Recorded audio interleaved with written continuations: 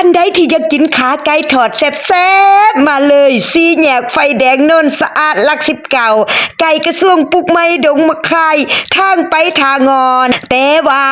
บ่ฮอดพุ่นอยู่ไก่กับตลาดโนนสะอาดแปะตลาดโนนสะอาดบอนจอดรถนี่เลยต้อหน้าไฟแดงนี่เลยต้อหน้าตลาดนี่เลยซีแยกไฟแดงนี่เลยเนาะกินแซ่